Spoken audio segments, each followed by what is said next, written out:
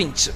నువ్వు అక్కడ వెళ్ళవలసినటువంటి దారుణమైన పాపాలు నీకున్నాయి, వాటిని తీసేస్తాను. నీకోసం నేను వస్తాను సాయం. ఇక్కడ నా ఆలయం ముందే జ్వాలాతోరణం జరుగుతుంది. అక్కడ ఏ మంటల తోరణం కింద, చిచ్చు తోరణం కింద నుంచి వెళ్ళాలో అక్కడ నేను నీకు సాయం వస్తాను.